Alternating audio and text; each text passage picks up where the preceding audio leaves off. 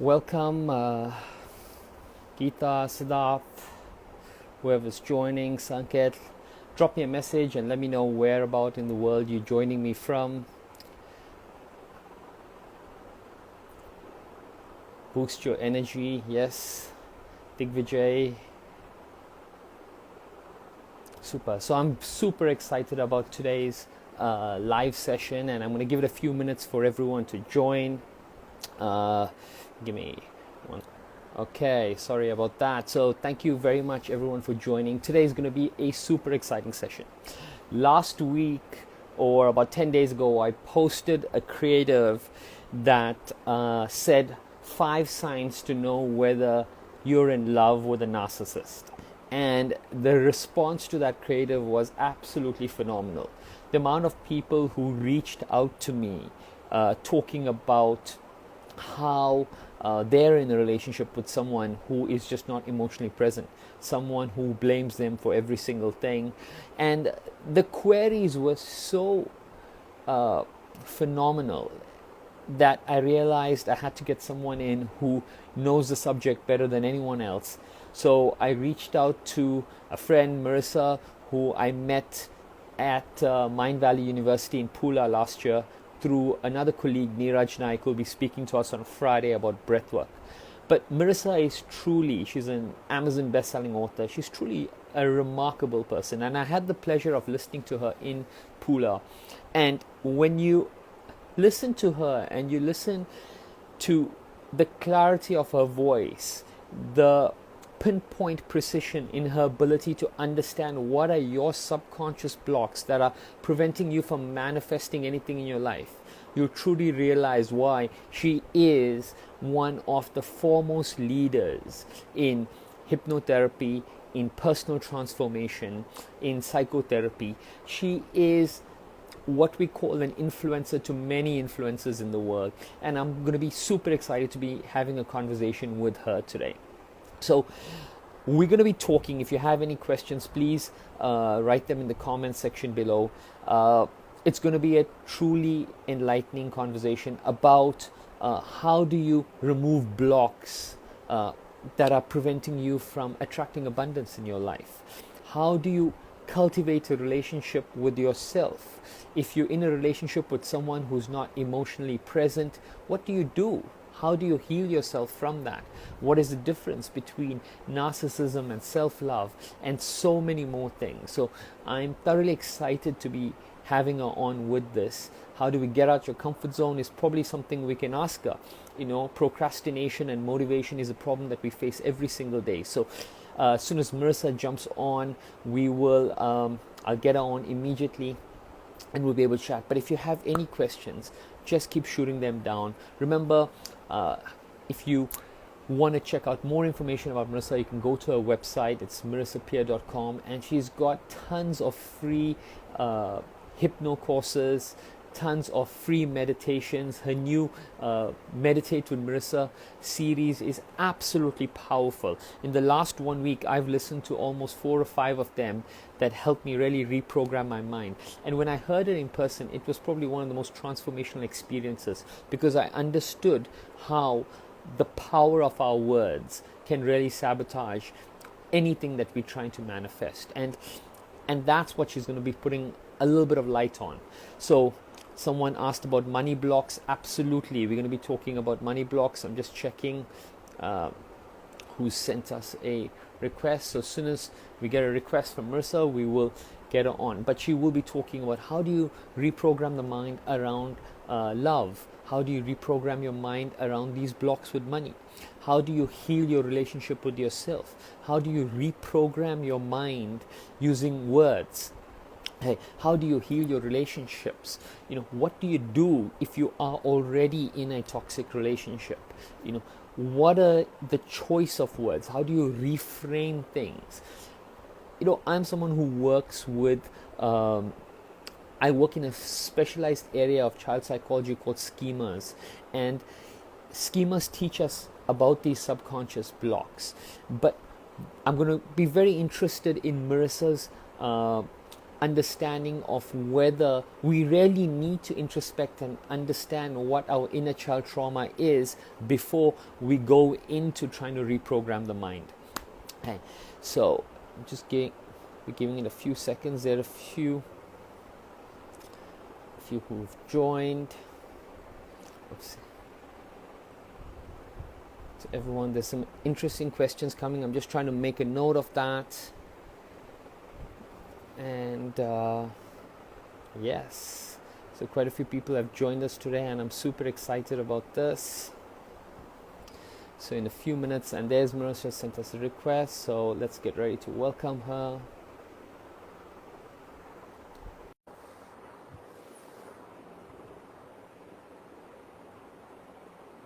Oh, this one is much easier. Hi. Hi Marissa, how are you doing? I'm good. I'm just going to get myself in a position so you don't just see half my face. Can you get under those cushions, darling? I'm very good. How are you? Good. How was everything in LA? Yeah, everything in LA is interesting. We're sort of still in a Lockdown. Staying at home. But it's all right. Can you pass me one more? It's okay. I mean, I'm very lucky because I live on a canal, so I get to paddleboard every day. And my life hasn't really changed. You know, I work at home anyway. Oh, that's better. I work at home. So I work, make dinner, paddleboard, watch TV. It's like normal. But I do feel bad for everyone else. But we're pretty cool. But then, you know, when you're a therapist, you have to learn very early on that you make the best of everything. You can't bitch and moan about it. You always look for something good. And I found lots of good things about it. Amongst some things not so good. But the only thing I miss is people. I don't miss shopping. I don't miss going out. I miss having friends over. But we've got a nice deck, so we have friends come sit with their masks. So it's been quite cool. But is there movement allowed in LA a little bit? No. Nothing at all. It's complete lockdown. No, yes and no. I mean, you're not supposed to go. You can go out to the store, and you can go out to the pharmacy, and you can go out to get takeaways, and we drive to the beach occasionally just for a change of scenery. So you can go out, you can walk around the streets, you can bicycle and rollerblade. I can still paddleboard because the canals are private. But the beaches are closed, but people still go on them. So it's not really enforced badly. No one's arresting you. But yeah, I guess you just have to be sensible. You can pretty much do what you want, but there are no restaurants to go to, no bars, no clubs, no beach parties. Yeah. But I don't miss those. What about where you are? What's it like there? I'm in Goa, so I'm a little bit fortunate as well. And I mean, I don't go to the beach, but I've got a pool and I'm swimming every day and I've got a lot of nature around me. So, and like you, I work a lot from home and I'm consulting and doing a lot of talks. But I'm dealing with a lot of people who are struggling with confinement or isolation, and I'm seeing how it's affecting them mentally, you know. But I'm a little blessed in the sense that I think people like me and you, we sit at really the confluence of everyone's emotions, so we get a perspective of how different people are dealing with things, which really helps us become more grateful for all the things that we have when you're able to process different emotions from different people. So I think that's where I am at the moment, and quite grateful. And I heard that India may be keeping their lockdown until October. Is that true? Well, not October, but we heard it could definitely be extended in the next couple of days. It was supposed to be 3rd, and then we could extend. I think they're going to phase it out. So Mumbai and Pune, where we're expecting the lockdown to be extended in some shape and form. But India is a difficult country to manage because, you know, we have 1.4 billion people. I know. So, you know, and a lot of people are daily wage workers. So they are the ones who are being impacted, and the logistics change. Yeah. It's so hard. All those people working for minimum wage. I mean, that must be impossible. We're so lucky. We are lucky, yeah. So, Marissa, 2 weeks ago, I put out a post on social media about the 5 signs of whether you're in love with a narcissist, and that attracted so much of attention. And I thought that this is a great place for us to start. And one of the things that I wanted to ask you and open this conversation with is, what are the telltale signs of whether you are in a relationship with a narcissist? But more importantly than this, what I've kind of seen is that, you know, most people know they're in love with a narcissist, but these guys or girls will have a tendency to really be able to manipulate your emotions during that courting phase. Is there any way to tell this person is like that early on, or?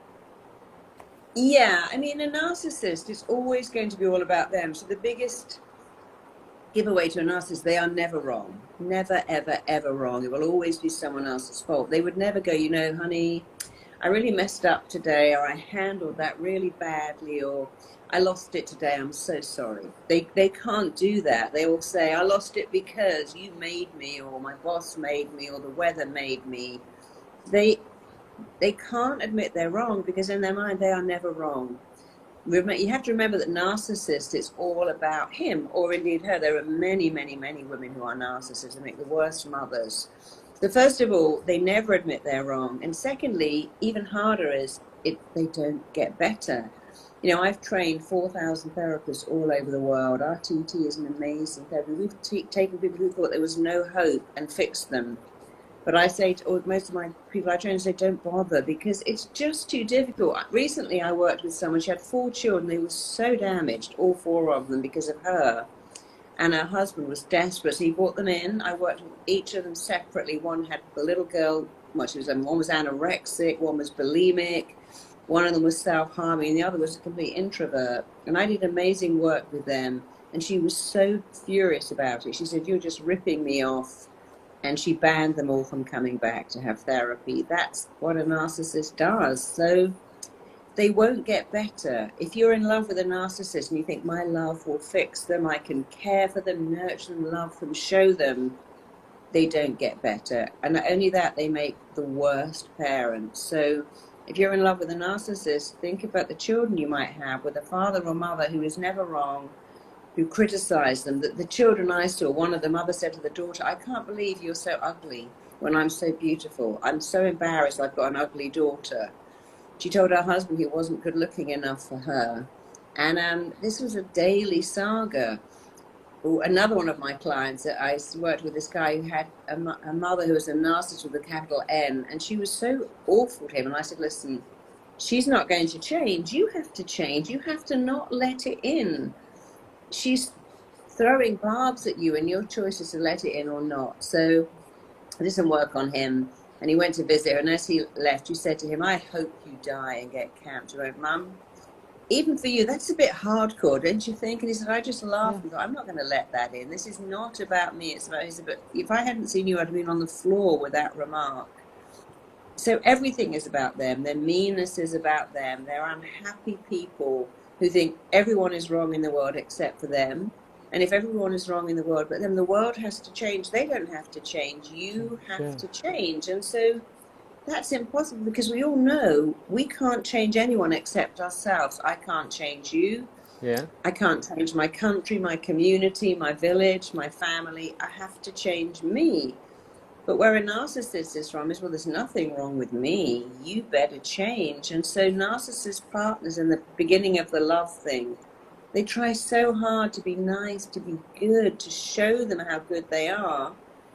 And if you pull that off, which you can, when you stop doing that, the narcissist will say, but in the beginning, you were always so tired, you always looked nice, you always cooked nice meals, you always hung up your clothes. You disappointed me because now you're not trying hard enough. So if you show them the best side of you, you're letting them be disappointed. And if you show them not the best side, they'll push you to be better than you are, but they won't change. So I can only give you one bit of advice. If you're with a narcissist, leave and don't go back. And if you're with them already and you've discovered this a bit late, is there anything that you can do? Well, get out. I mean, if you don't have children, there's very little hope for narcissists. The only time they get better is when they get older and they lose their looks. If a narcissist is very attractive, they're even worse. But as they get into their 60s and 70s, they may mellow as they lose their looks. But it's a long time to hang around. I mean, if you're with a narcissist and you have children, you can't just leave. But if you are with a narcissist with no children, I can only tell you, all you're doing in staying is delaying the inevitable. You could send them for therapy, but most therapists hate working with narcissists because they want to make the therapist wrong. You're wrong. That's not true. I don't believe in that. I spoke to 8 people and they all agreed with me that you're wrong. So even for therapists, they don't like working with narcissists. So if you don't have children, you should get out. And if you're waiting for it to get better, if it hasn't worked for 3 years, there is no point in sticking around for 5 more, because then you've just wasted 8 years. So I'm going to ask you a question that I asked a common friend of ours, Christina Mand. The question is, where is the line between when you are trying to make a relationship work and eroding your self-worth in that relationship? Is there a line, and how do you actually distinguish between that line? Yeah, because here's the song we all love. Don't go changing to try to please me. I love you just the way you are. Bridget Jones, when he said, Bridget, I love you just the way we go. Oh, you see, here's the thing. I'm a flawed person. You're a flawed person. We are all flawed people. The best you can ever have is a flawed relationship with another flawed person. My husband is far from perfect. I'm not perfect. We have a great relationship. We pretty much accept is what I would say. You're perfect for me, almost.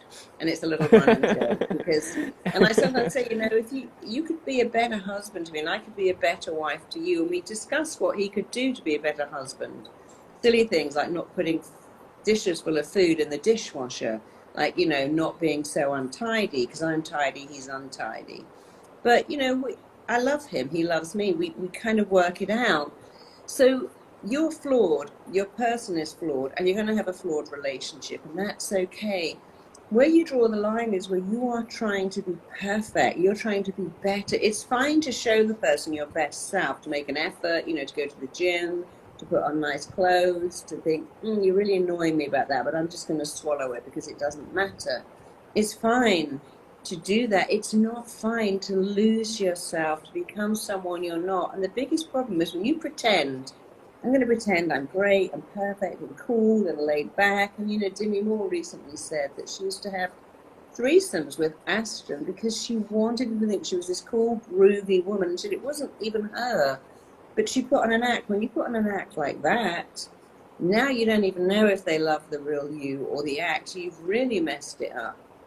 It's much better to show be yourself, be your best self, but don't pretend to be something you're not. Don't fake it till you make it, because real love is I've got the flu, my nose is red, my eyes are screaming, and my partner loves me. I'm having a really bad day, I've got PMT, or I've had a really bad day with my boss, but my partner accepts that I'm cranky today. My husband says to me, have you taken those annoying pills today? Because sometimes he says I'm really annoying because he wants to just read and he wants to get lost in his laptop. And I'm like, oh, look at this, let's do this. What do you think about that? But, I don't mind because I know he loves me. But when you pretend to be someone you're not, it's such a horrible thing to do, because now you're never going to know why that person loves you. They love the fake you. And that's really, really difficult. I've had quite a lot of supermodels of my clients and their boyfriends. They go, they say, it's a nightmare to be this attractive because I don't know if he really loves me. I've never had a guy love me. They love what I look like. And then the men that are dating these women say, I'm always worried they're going to go off with someone better. I feel inadequate. I'm dating this top model. And even they, with everything they have going, it doesn't work. We can look at some amazing models and think, why are their relationships falling apart? Because the basis of all friendships and all relationships, we choose people who share our vulnerabilities. We like people who are like us. Narcissists don't have any vulnerabilities. There's nothing wrong with them. So if the basis of a relationship is I like you because you're like me, we have common interests, we like the same stuff, we have our own stuff, but we dream the same dream. We sing from the same page. And we're going to share our vulnerabilities. But if you haven't got any vulnerabilities and you're perfect, and I'm dating you, how's that ever going to work out? There's nothing wrong with you. It's always going to be my fault. I've always got to work. And here's something else. Love should not be worked for, bought, chased, run after, or earn. If you say to your little kid, I will love you when you're perfect. I don't love you now, but if you look perfect, act, I love you. that would be deemed as very cruel parenting. Yeah. But that's what narcissists say: shape up, do a better job, and I might love you a bit more. And until then, I'm going to punish you. But I agree with you that love and should have a sense of ease and effortlessness with it. But we're talking about narcissism. Marissa, what is the birthplace of narcissism? You know, because can someone become a narcissist if they've been in a relationship and they've been treated so badly that they're saying, you know what, to hell, I'm now only interested in myself and that's it. You know, so what is actually the birthplace? Can a toxic relationship... Nobody knows how you become a narcissist. It's like saying, how do you become psychotic? How do you become schizophrenic? We can look at some illnesses and say a deprived parenting caused that illness. We can look at attachment disorder and say that is 100% caused by parents or not loving. You see, when parents damage their children, the children don't stop loving the parents. They stop loving themselves. If your parents beat you, neglected you, or just failed to show you love, you wouldn't stop loving them.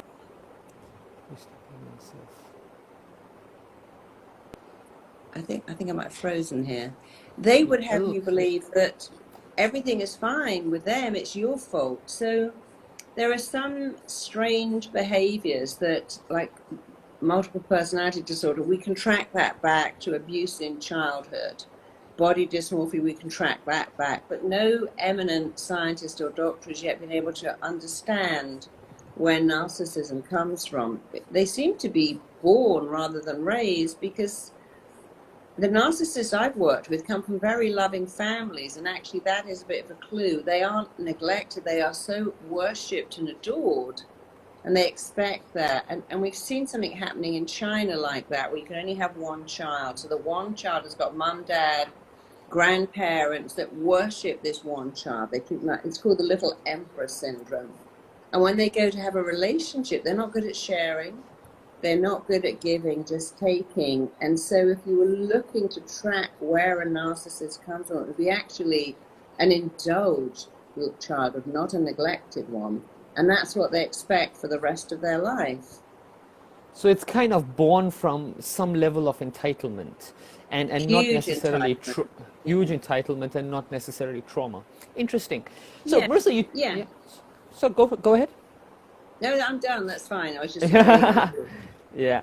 So, you know, when I heard you in Pula, what I heard really beautifully was that we can really heal ourselves, and a lot of the times in healing, we are sabotaging our own healing process by the choice of words we use, you know. And that was the one message that really stood out for me, really beautiful, that if you don't use the right words, you've got no chance of really moving forward and healing yourself. So I thought, you know, if you could just spend a few minutes in sharing with people, if you want to attract love into your life, if you want to attract money into your life, what are some examples of the words we need to use so that can come? Because so many people have this desire and it just never appears. Yeah. The biggest thing, the most common denominator of everything, whether it's money blocks or love blocks or health blocks, is this feeling of I'm not worth it. So when I work with people who are chronically depressed, they always say the same thing. There's no cure, you know, and even if there was, I don't deserve it. When I work with people who have money blocks, they go, I couldn't ask for that much money, and if I have more, someone else will have less, and isn't it greedy? And I just can't ask. And with love, it's the same thing. I don't really feel worthy. He was too good for me. She was out of my league. And if you really peel away, I call it what lies beneath. Whenever I listen to people talk, I'm always looking for what lies beneath. And here's what lies beneath. I'm not good enough. And so, you know, trying to find someone to make you feel good about yourself, trying to get the job that makes you believe you're worth it, trying to get the body that makes you think I must matter because look at me, doesn't work. There are plenty of beautiful, successful, gorgeous people out there who feel inadequate. We can look at Heath Ledger, we can look at Whitney Houston. I mean, beautiful, talented, everyone loved them except for them. So if you want to find love or wealth or health, you've got to start with you. And the first thing you must say is, I am worth it. I'm worth it. I'm worthy. I'm deserving of it. I'm enough, just the way I am. I'm lovable enough. attractive enough. And I don't need to be perfect. I can promise you, having been in this career for 33 years, that people who try to be perfect are the unhappiest of all people, because they've got into a race and there's no finishing line ever. As you get near, it moves, and then it moves again, and it moves again. And not only are they the unhappiest, they are also the loneliest, because they're trying to be perfect. Narcissists are always trying to be more perfect than they already think they are. So forget about everyone else, go back to you. And here's something really simple to do if you want to find love. Imagine what the best partner in the world would say to you. You're the one. Something about you. I love everything about you. I love you just the way you are. You're warm, you're kind, you've got a great heart, you're a beautiful person. Because that's what a loving person says. They don't go, I love you because you're a size 0. I love you because you make a lot of money. I love you because you've got a nice car. And if they did, we think, oh, that's a bit superficial. So imagine the words the best person would say to you in the world, and start to say them to yourself as if you are that person. And your mind doesn't go, oh, come on, you're saying this. It says, wow, you say this every day. It must be true. Because here's something about the mind that you really need to take in. Your mind doesn't care if what you tell it is true or false, right or wrong, good or bad, useful or harmful. It lets it in. It doesn't care. And when you say, I am so lovable, I'm magnetically lovable, I attract love, I attract my one, I'm my soulmate, the stars align and we meet and we just know that we're perfect for each other.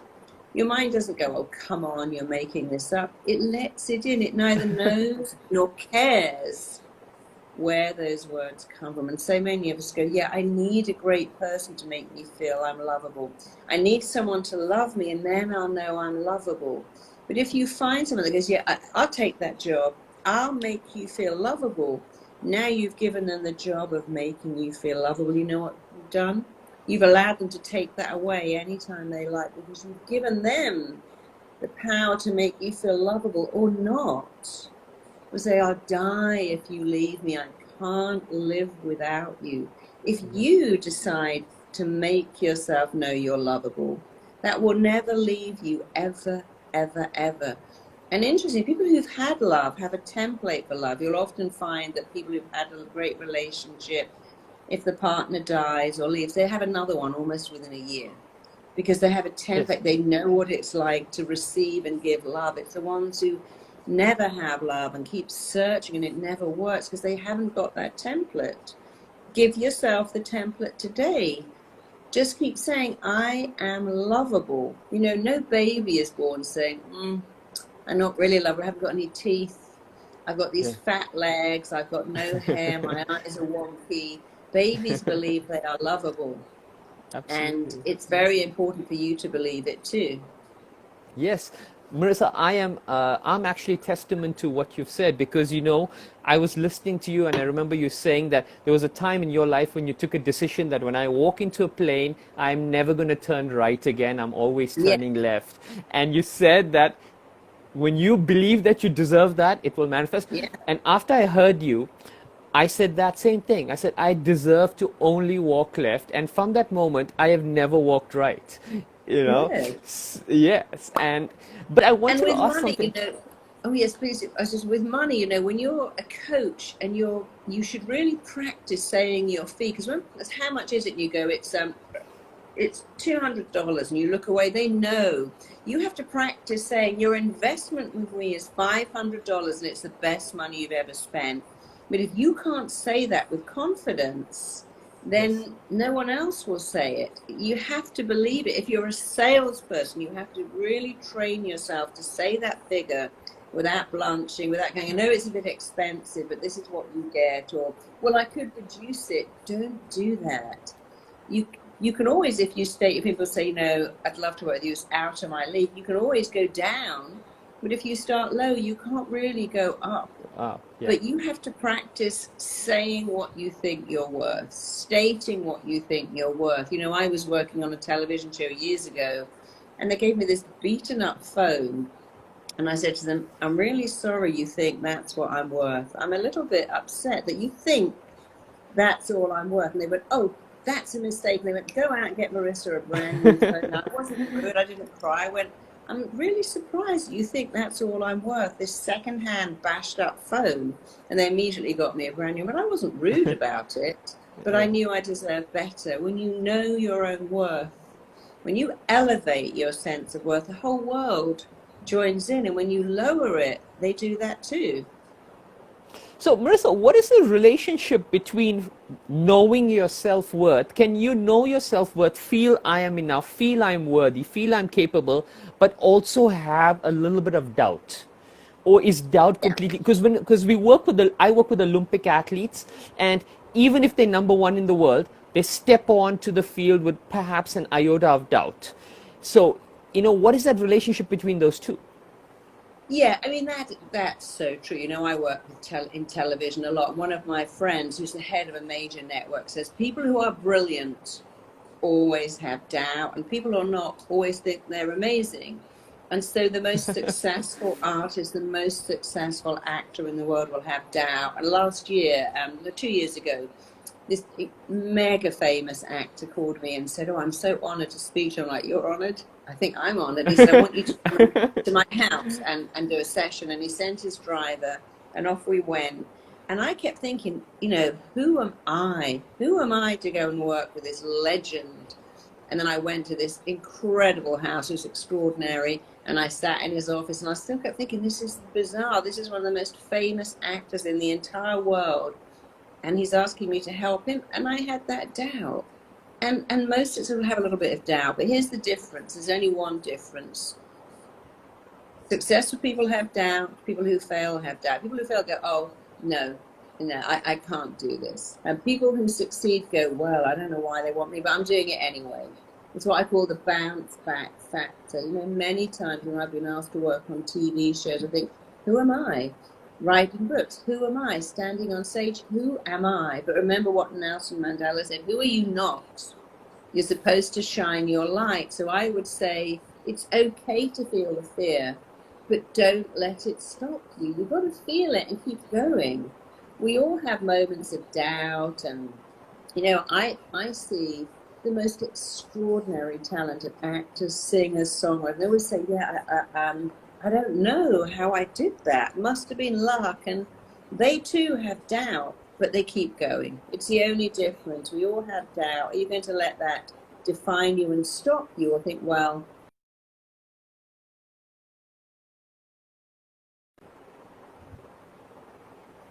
door shut? She went, shut, I'll kick it open.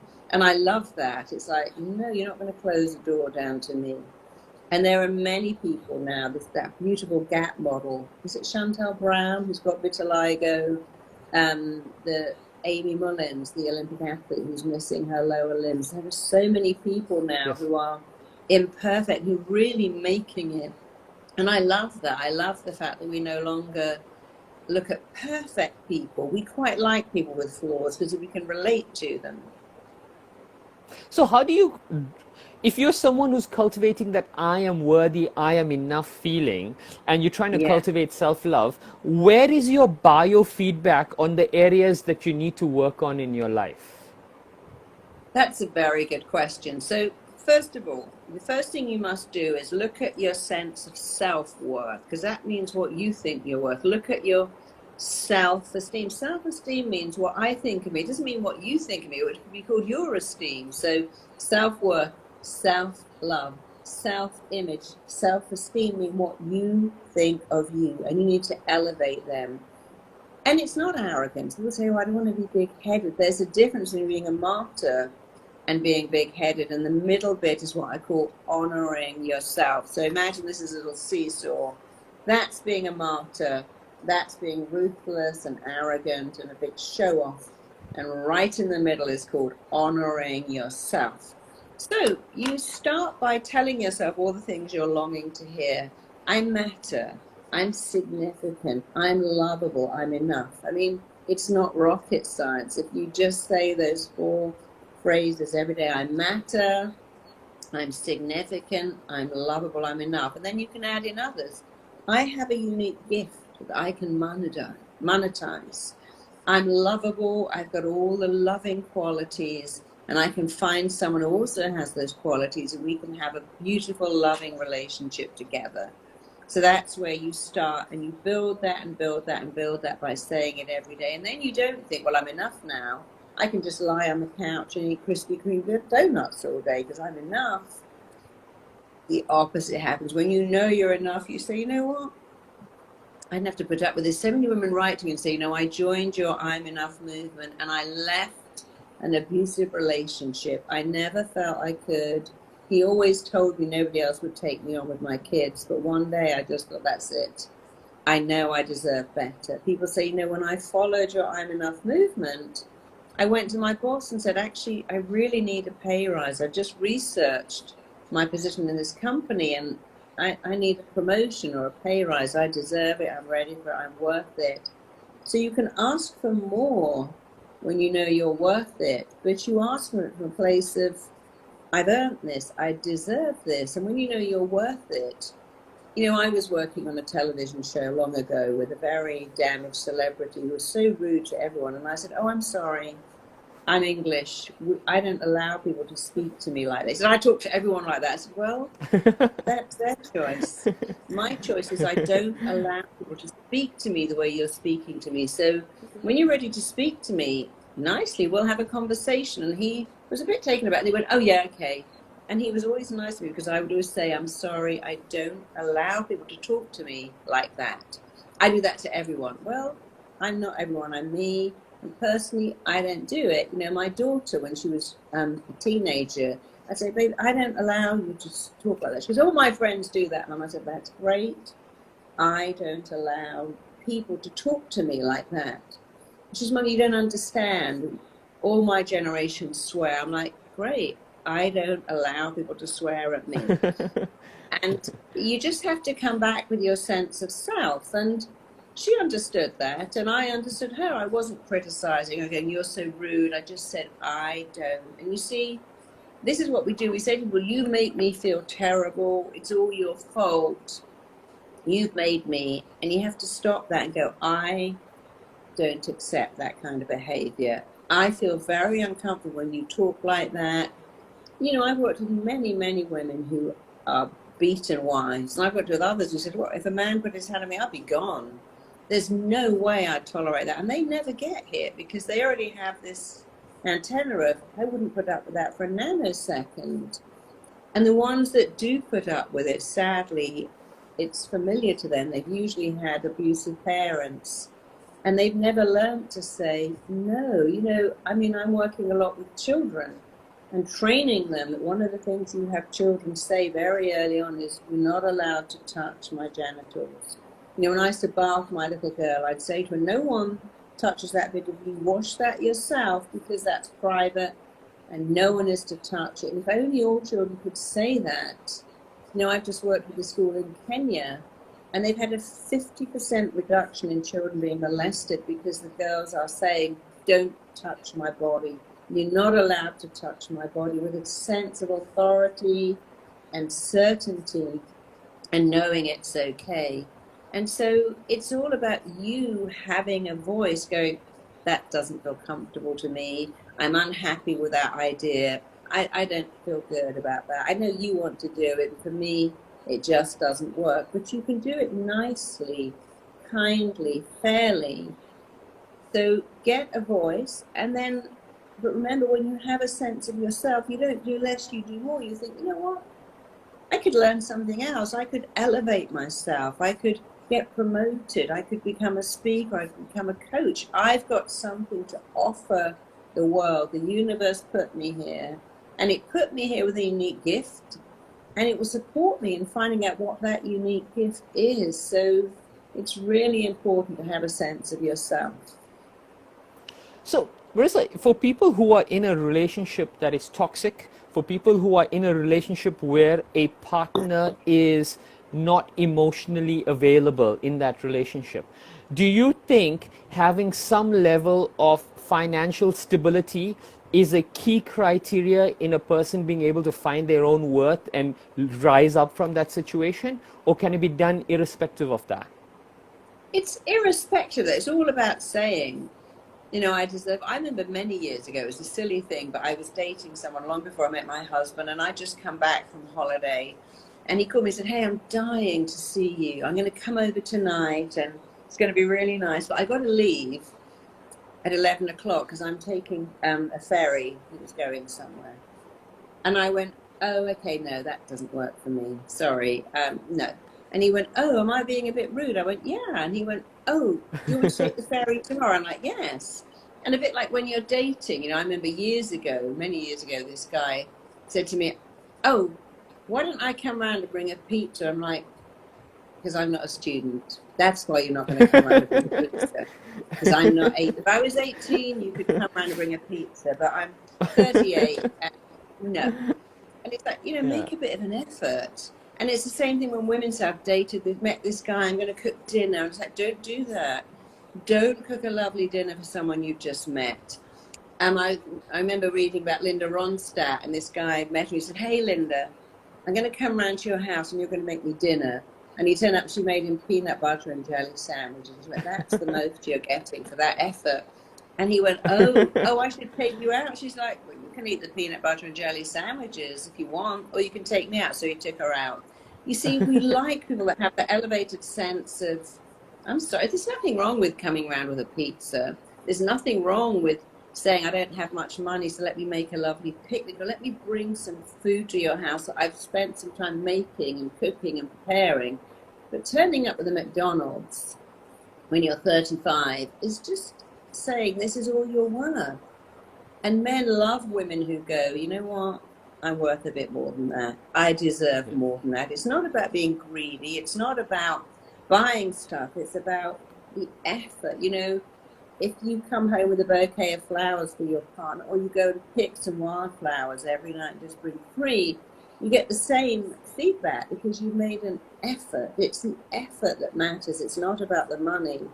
But you have to have that vibe of, "I'm worth it, I deserve it, this feels good," rather than accepting any old stuff and believing I'm not worth it. And so many women, and men too, but women, they sit at home and wait for someone to turn up. And you know, years ago I used to live high up in the hills in Laurel Canyon, and I was dating this guy who was always late. And one day, it's very lucky, I could see him coming up. He was so late. As I saw him coming up, I got in my car and I went down. I said, "Don't we have a date?" I said, We had one an hour and a half ago, but I've got another one now." And I just kept driving, and then I turned around and went home.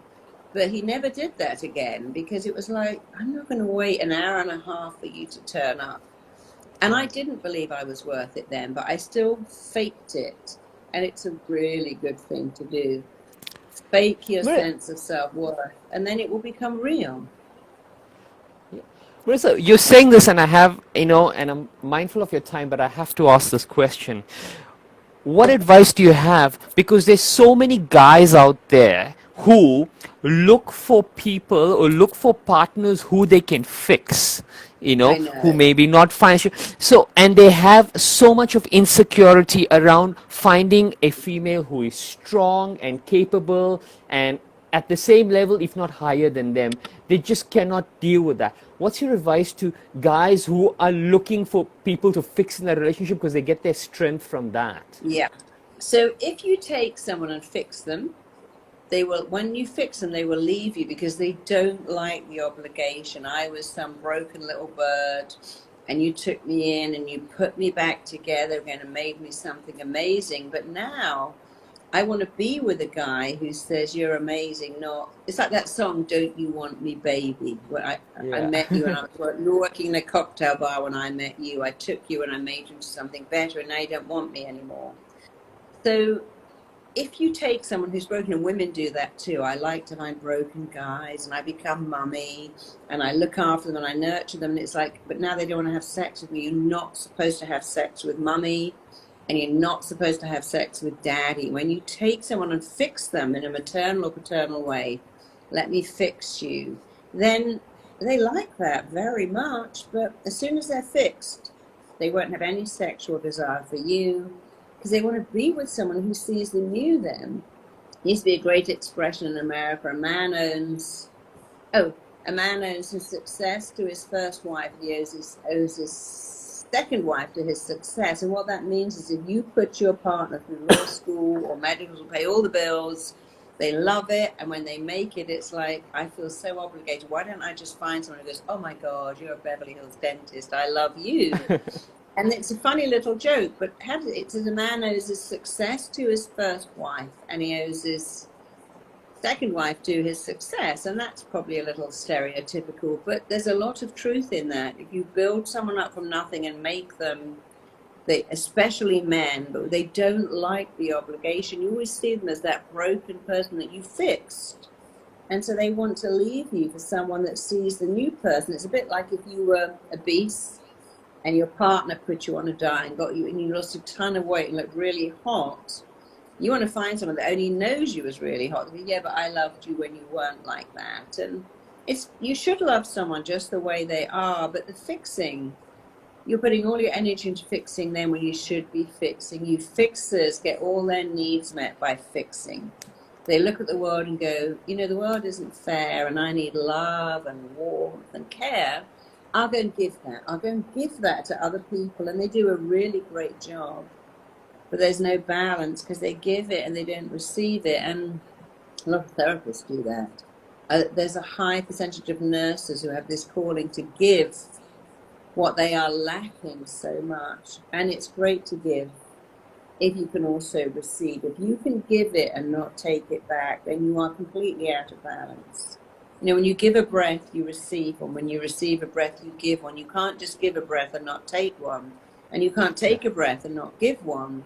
And it has to be a balance of giving and receiving. And of course, with narcissists, there is no receiving, there's only giving. Amazing. So Marissa, my last question for you is, can you give our people listening, what is your tips on how they can basically raise their self-worth? How can they raise themselves to that point where they see themselves as worthy and enough and complete? Well, I would say make a mood board.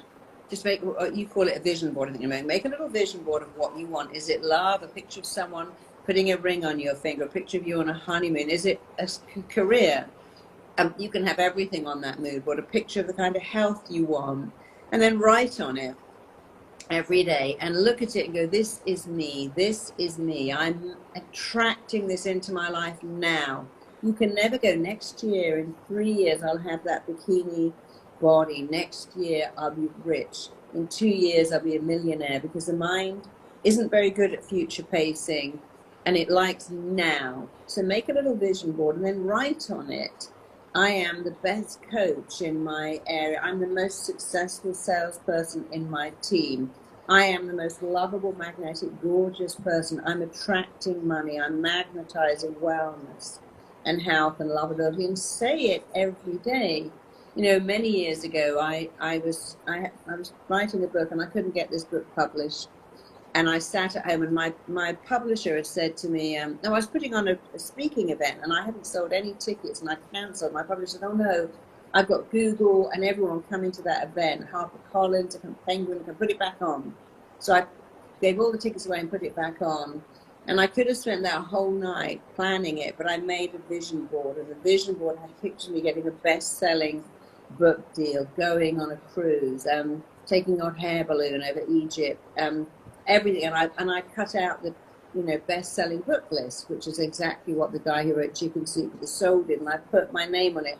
Marissa writes best-selling books. Marissa Pierre is the best author. Marissa Pierre has great success. And I looked at it, hung it above my bed.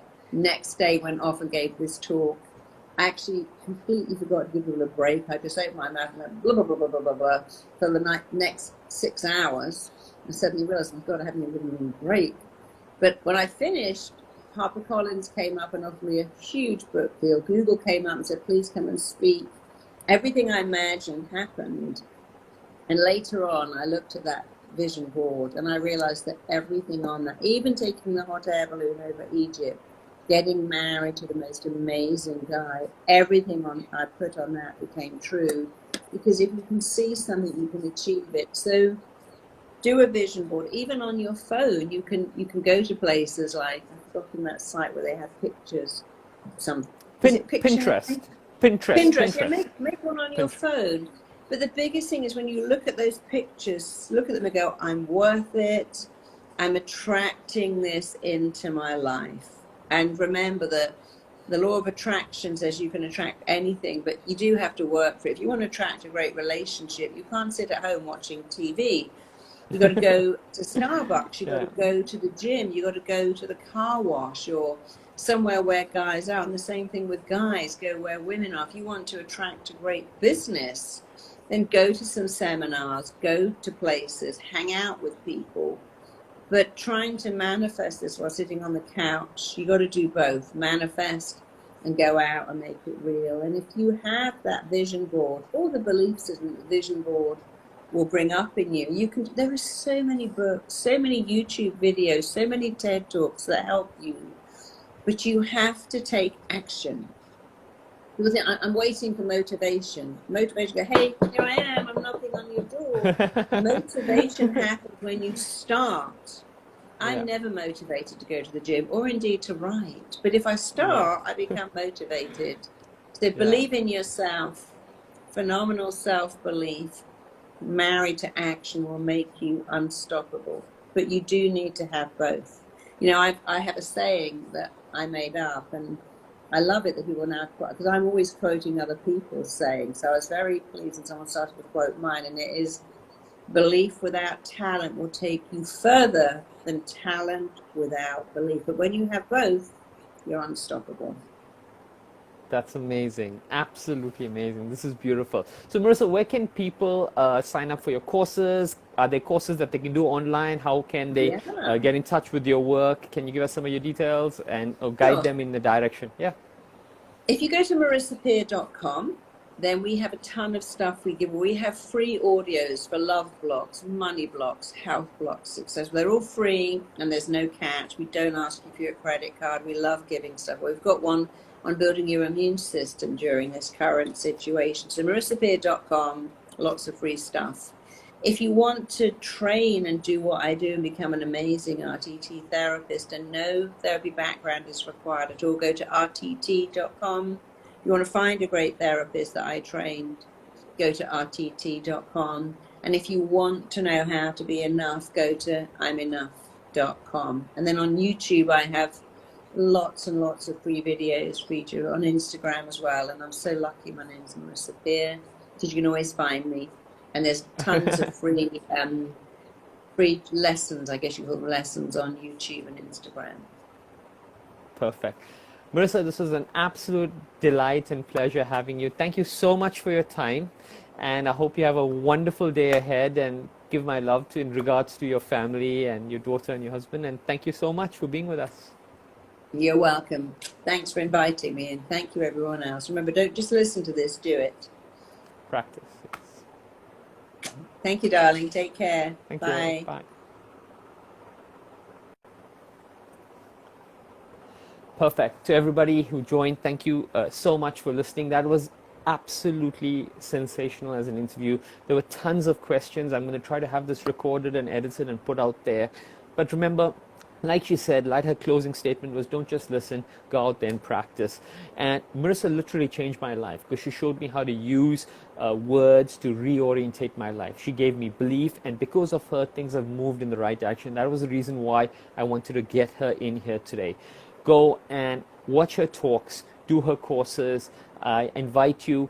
She's trained some phenomenal RTT coaches. I've met quite a few of them, and they exude so much of confidence and will really give you clarity. To everyone who listened and everyone who joined in, thank you very, very much. None of this would have been possible without you guys. Thank you so much. Lots of love.